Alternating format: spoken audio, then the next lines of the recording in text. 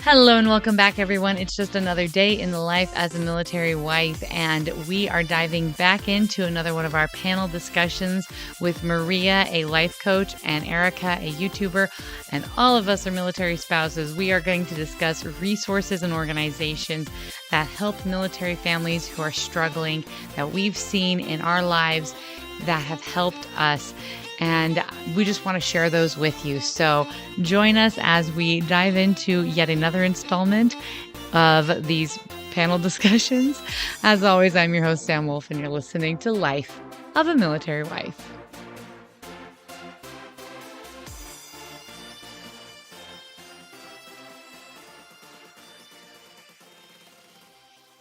I've stated in past panel discussions, I am very grateful for Erica and Maria, their contributions that they have made to these panel discussions. And I want to keep these going. I want to include more military spouses as we grow and expand these.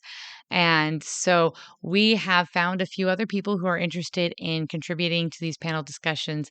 I hope it continues to grow and be a help to all of you military spouses out there and families who just need, a place to go for information and to share and discuss and a sense of community. Let's build that. So we're going to building that. We're going to branch off in today's topic. We are going to be discussing organizations that have assisted us in our military experience that we find beneficial and that all of you guys can utilize if you feel the need in the military community. They are out there for everyone to use. So without further ado, let's dive into today's conversation. And then coming to Ramstein, when we got to Germany, it was that, oh no, we're going back overseas. And the whole situation with my son was still hanging over us, but he was older. A lot had been resolved. There were things were looking better than they were when he was really little. And I was like, we can do this. I can go around to overseas. Did it before, and it was a heck of a lot further away, because we're from Florida. So Florida to Japan is like, my God, oh. But Florida to Europe is you're just one ocean away, that's 5 hours on a flight to the UK, maybe 9, 7, depending on the pilot. I've learned I can get you there to Frankfurt in about 7 hours. The winds. And yeah. Yeah. Trade winds will really help or hurt. And then I started, by this point, my son was getting into his teens. We were all getting older, and I have a younger son. I was, at the point that the decision was made, I was also pregnant. I forgot to leave that tidbit out. So I needed something to do. I knew I needed to distract my time. I needed something positive. And since we were knee deep into our faith, it just came natural. Well, let's just see what our military chapel has to offer, in terms of volunteering and, getting out. Because by this point, I already knew what I needed to do to survive military life and being overseas. And that is, you have to form your support system. You have to form one of my other military wives, one of my best friends, she's like, your tribe, Erica. We create our own little tribes. I'm like, yeah, you're right. And our tribes change all the time with those wonderful PCS seasons. So there was an opening position for youth ministry, which was a dream of mine for years. I've always wanted to work with teenagers and mentor, especially having come from my own teen experience and friends. I love the idea of mentoring young people.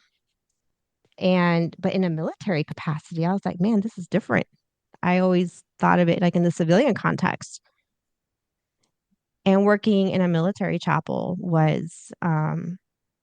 it wasn't a picnic, but it had its rewards, being around the chaplains and having so much access to their services that I think otherwise, I've noticed over the years, a lot of people don't seem to give a lot of credit to the chaplain corps.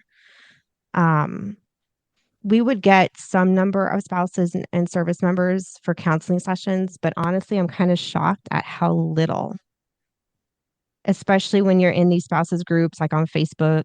Um, you hear you hear their stories, you hear the rumblings, you hear the suffering of military life, and um, but yeah, I can't say enough of what an asset it is to be around military chaplains. And I learned a lot from them. They're not all just trained solely in the religious aspect. That's a misconception.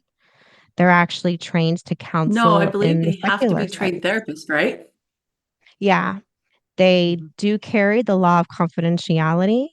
So when you go to them, regardless if you're civilian or active duty, they cannot talk to your leadership. They cannot say anything. They are bound by the law of confidentiality. They carry that.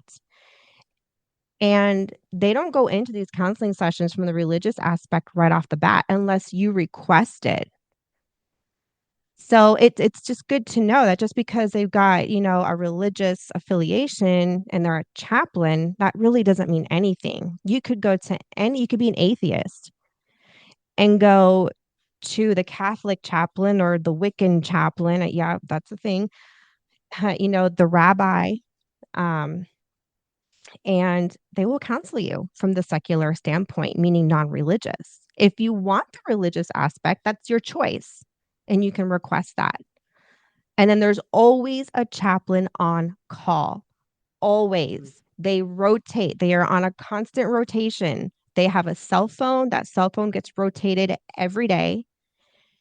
And they do have after hours. So if you're really in a dark place, you can call that cell phone and get put in touch with the chaplain immediately, and they will come to you.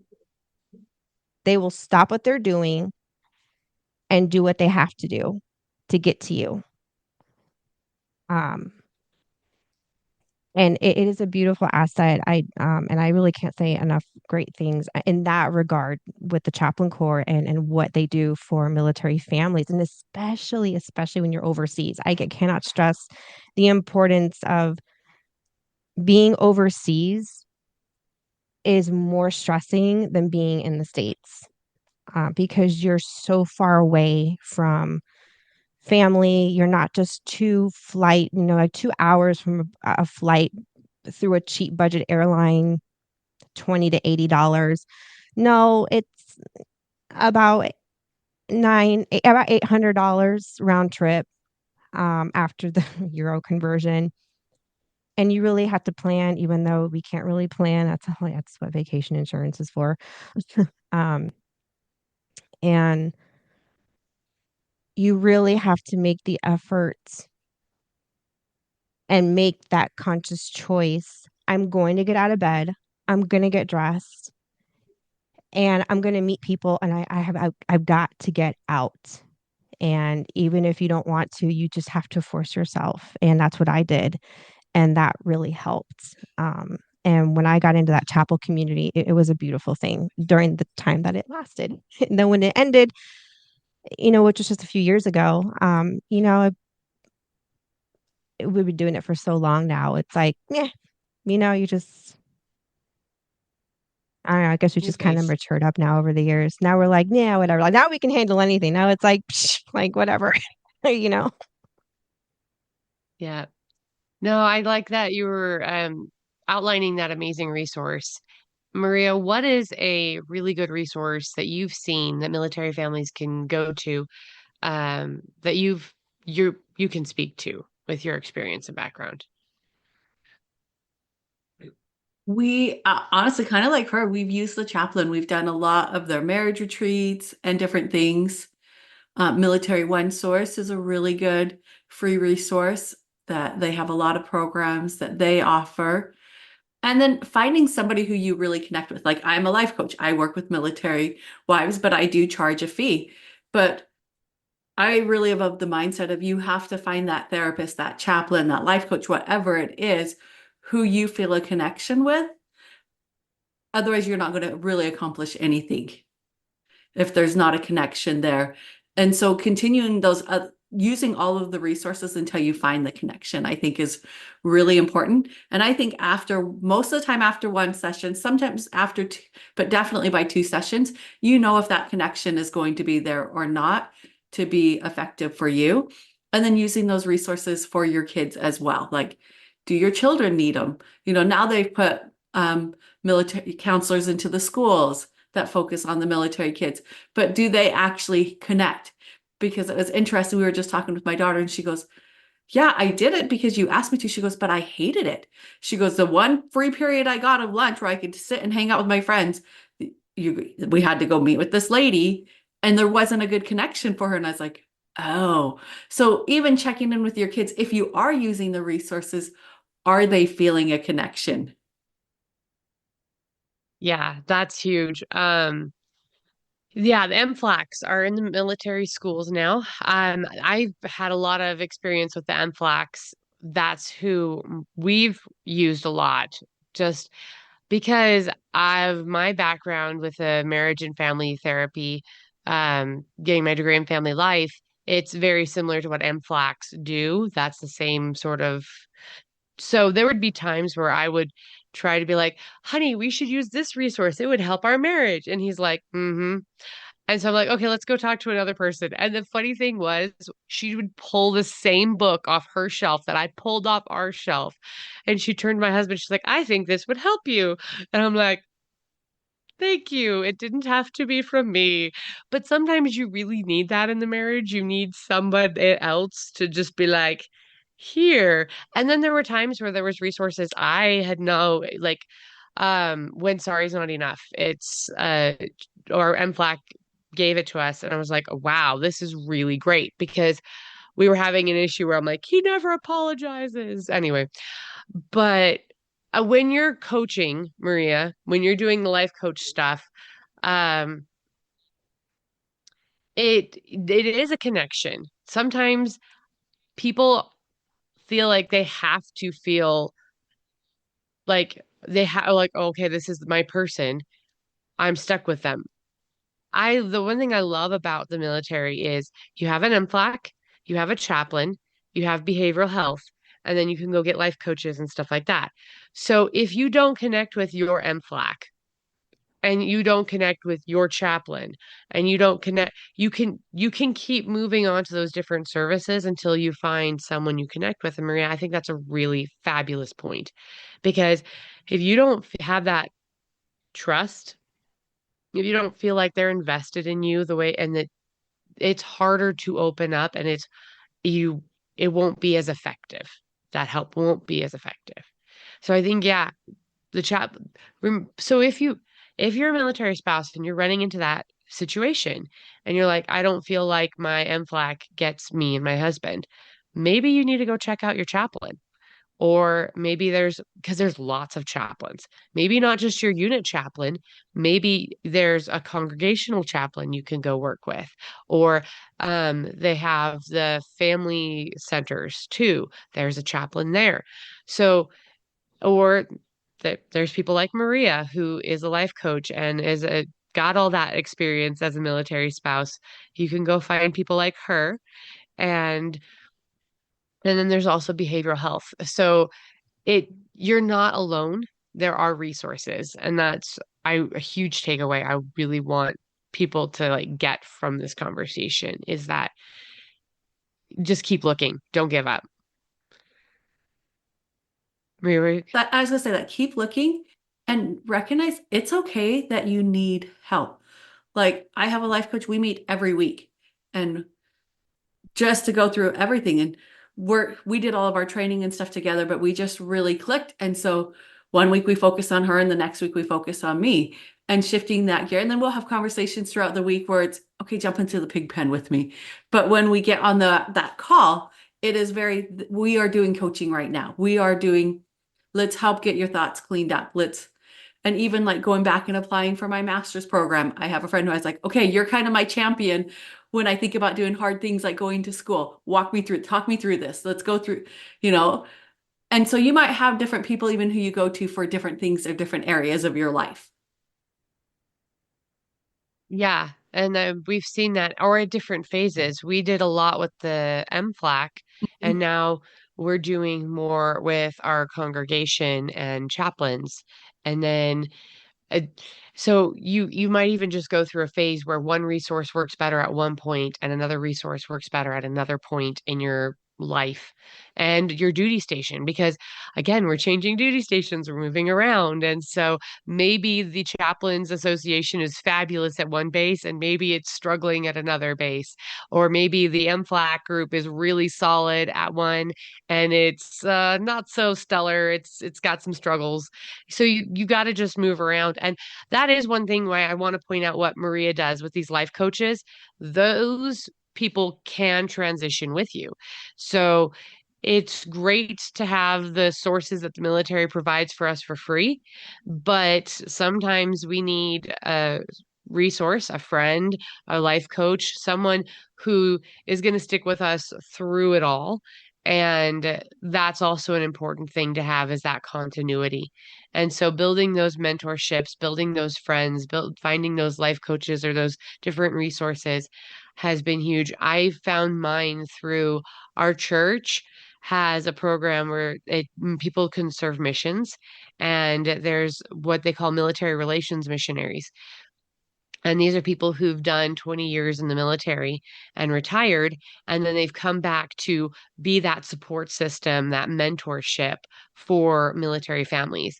And I have loved all of the military relations missionaries our family has worked with, and they have just been a huge sense of support and strength to me, and especially when my mom died and just all sorts of different stuff. They've helped us through so many hard times. And so your church even has resources, because I didn't realize this until just recently, but our church has an entire veterans organization with veteran support groups. And so maybe there are more resources outside of the military, and just keep looking, keep asking those questions. And that's why I want to have these panels and these discussions, is because I have one set of experiences, but I don't know everything about military life, because I know my military life. But when I can have people like Erica and Maria on, who've got great resources and skill sets, and just they've experienced things I've not, we can share more with each other. And that's what I hope to build through these panel discussions, is a sense of community and support, that we can rely on each other. There is help and we're not alone. So thank you so much, Maria and Erica, for being my guinea pigs for this very first one. That wraps up our very first set of panel discussions that we recorded. We are in the process of recording the next session of panel discussions, and we're having to do it in sessions, segments, sort of things, just because our schedules are a little crazy and hectic, and that just makes it more convenient for us to all get together and talk these things over. And that's the whole value of having this. We want that community, that panel, that conversation and discourse going back and forth. So, again, I'm really grateful for Erica and Maria. I'm really excited for the other military spouses who've expressed an interest in being on the panel. If you are interested in being part of these panel discussions and you're a military spouse, please feel free, reach out. I'd love to get to know you, figure out how you would fit into these panel discussions, as well as, again, if you have a veteran family, if you're just a military spouse who'd like to be interviewed on the podcast, my interview schedule is actually filling up pretty quickly, and I'm excited about that for everyone. I'm really, really, really jazzed about these amazing stories that I'm going to be able to bring you on the podcast in the future. But I am always looking for the next story. I'm looking for the next person because there are so many of us out there and we all have something to share. So please feel free to contact me, military spouse, veteran, whoever. If you have a resource for the military community that you feel will bless their lives, I want to hear about it and I want to be able to share it with everyone else who listens. So thank you to all of my listeners. Thank you to all of the panel members. Thank you to everyone who is making this dream come to life. I am really grateful for this opportunity to be able to be a part of this. Last but not least, let's share this out. Please like, subscribe, comment. Click it, stick it to the algorithm. I borrowed that from a YouTuber who I respect and admire, but it's true. If we want this to spread far and wide and to build momentum, I need you. I cannot do this on my own. So please share this out with everyone you feel that it will bless their lives. And let's be the good we want to see in the world because we can. And as always, I'm your host, Sam Wolf, and you've been listening to Life of a Military Wife.